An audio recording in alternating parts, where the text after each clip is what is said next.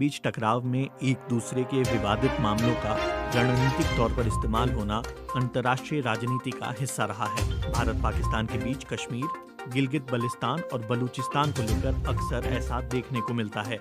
दोनों देश अंतर्राष्ट्रीय स्तर पर ऐसे मुद्दे उठाते हैं और उस पर अन्य देशों का समर्थन जुटाने की कोशिश करते हैं।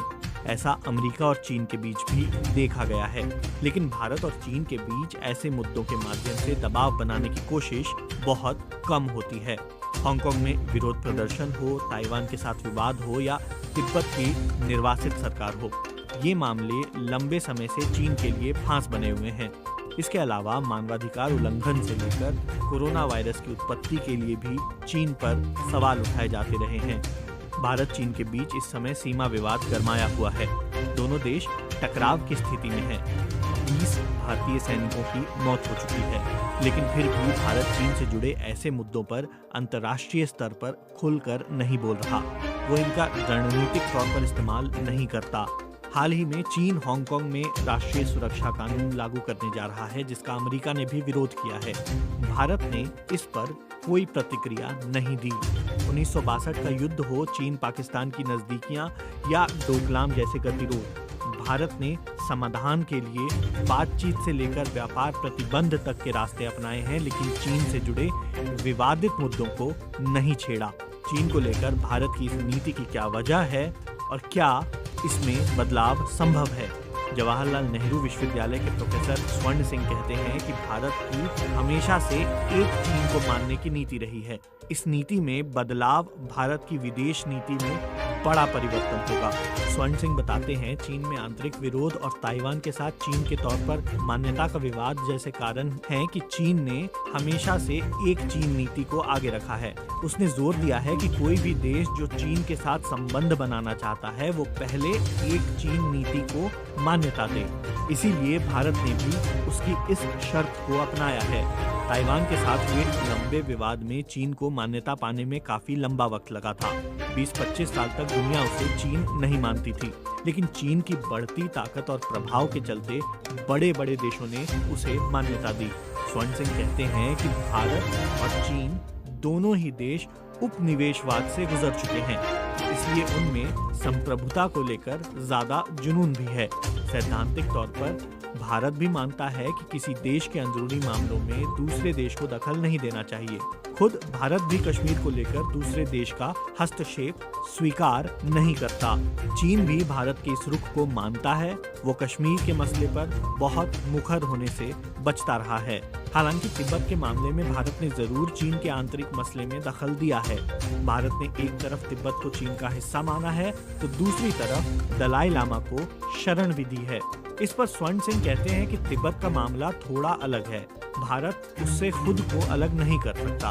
भारत में लाखों तिब्बती शरणार्थी रहते हैं, इसलिए उनके मुद्दे को भारत नजरअंदाज नहीं कर सकता, क्योंकि उसका असर यहीं पर दिखेगा। वहीं दलाई लामा को भारत के लोगों में एक राजनेता नहीं, एक धर्मगुरु के तौर पर देखा जाता है। उनसे एक भावनात्मक जुड़ाव है। फिर तिब्बत के साथ भारत की सीमा भी जुड़ी हुई है। दोनों देशों के बीच इस आपसी समझ के पीछे जानकार आर्थिक कारणों को भी एक वजह मानते हैं। दोनों देशों की एक दूसरे पर आर्थिक निर्भरता बढ़ी है, जिसके चलते भी वो बड़े टकरावों से बचना चाहते हैं। प्रोफेसर स्वर्ण सिंह बताते हैं कि 1962 के बाद एक दशक तक दोनों देशों के बीच बातचीत नहीं हुई। 1990 में भारत में कारोबार बढ़ा और आर्थिक सुधार हुए। दोनों देशों में जो आर्थिक वृद्धि हुई और संभावनाएं बनी, उससे दोनों का एक दूसरे के प्रति रुझान बदल गया। अब जोर आपसी टकराव से ज्यादा आर्थिक फायदे पर हो गया। दोनों देश एक दूसरे में आर्थिक संभावनाएं देखने लगे, ताकि आपसी सहयोग से विश्व पर अपने प्रभाव को बढ़ाया जा सके। वो कहते हैं कि अंतर्राष्ट्रीय स्तर पर बहुत से ऐसे मंच हैं जहां चीन और भारत एकजुट होकर एक ही रणनीति अपनाते हैं। उसमें उनके बीच भारत और पाकिस्तान की तरह हर जगह तनाव नहीं दिखता। इसलिए भारत सरकार नीति में इतना बड़ा बदलाव जल्दीबाजी में नहीं कर सकती। हालांकि विदेश नीति समय और परिस्थिति के अनुसार बदल सकती है। दिल्ली की जवाहरलाल नेहरू यूनिवर्सिटी के centre for Chinese and south east Asian studies में असिस्टेंट प्रोफेसर गीता कोचर मानती हैं कि भारत को अपनी इस नीति में बदलाव नहीं करना चाहिए। वो कहती हैं कि पंचशील का समझौता दो देशों के आंतरिक मामलों में दखल न देने की बात करता है। अगर आप ऐसा करते हैं तो आपको अपने विरोध के लिए भी तैयार रहना होगा। कल चीन भी कश्मीर को लेकर सवाल उठा सकता है। पाकिस्तान के साथ संबंध बेहतर होते हुए भी वो फिलहाल इस मसले पर बोलने से बचता है। पंचशील समझौते पर 1954 में हस्ताक्षर हुए थे। चीन के क्षेत्र तिब्बत और भारत के बीच व्यापार और आपसी संबंधों को लेकर ये समझौता हुआ था। इस समझौते की प्रस्तावना में 5 सिद्धांत थे। इसका तीसरा सिद्धांत कहता है कि दोनों देश एक दूसरे के आंतरिक मामलों में हस्तक्षेप नहीं करेंगे। हालांकि संयुक्त राष्ट्र में कई बार चीन ने कश्मीर के मसले को उठाने की कोशिश की है, लेकिन वो इसे दूसरे तरीके से लेकर आया है। कभी मानवाधिकार का मसला उठाया है तो कभी पाकिस्तान के कश्मीर का मुद्दा उठाने पर उस पर अपने विचार प्रकट किए हैं। लेकिन चीन ने कभी भी कश्मीर को लेकर सीधे भारत से सवाल नहीं पूछे हैं। अमेरिका और कई यूरोपीय देश कोरोना वायरस को लेकर चीन पर खुलकर निशाना साध रहे हैं। जैविक हथियारों से लेकर कोरोना की उत्पत्ति जैसे सवाल पूछे जा रहे हैं, लेकिन भारत ने इस पर भी संयमित रुख अपनाया हुआ है।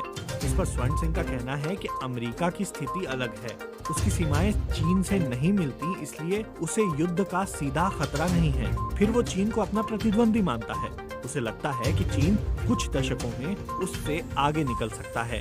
चीन भी सुपर पावर बनने की महत्वाकांक्षा रखता है। ऐसे में अमेरिका चीन पर खुला हमला कर सकता है।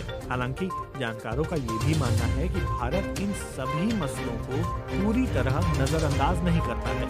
ये भारत के हाथ में कार्ड की तरह है। जरूरत पड़ी तो इसका इस्तेमाल कर सकता है। वहीं गीता कोचर कहती हैं कि व्यक्तिगत तौर पर पार्टी के स्तर पर कोई क्या कहता है ये अलग बात है। आप सरकार में न रहते हुए या भावनाओं में बहकर कह सकते हैं कि चीन के अंदरूनी मामलों को उठाकर उस पर दबाव बनाना चाहिए, लेकिन जब सरकार से बात होती है तो आप समझौतों की बात करते हैं। अगर भारत ये समझौते तोड़ेगा तो चीन उसे अंतर्राष्ट्रीय मंच पर ले जाएगा और उसे दूसरे समझौते तोड़ने के मौके मिल जाएंगे। चीन के साथ सिक्किम को लेकर भी समझौता हुआ है, जिसमें उसने सिक्किम को भारत का हिस्सा माना है। इसलिए ये फैसले कई पक्षों को ध्यान में रखकर किए। अगर आप हमारे चैनल पर नए हैं तो चैनल को सब्सक्राइब कीजिए, बेल आइकन को प्रेस कीजिए, लाइक कीजिए और शेयर कीजिए।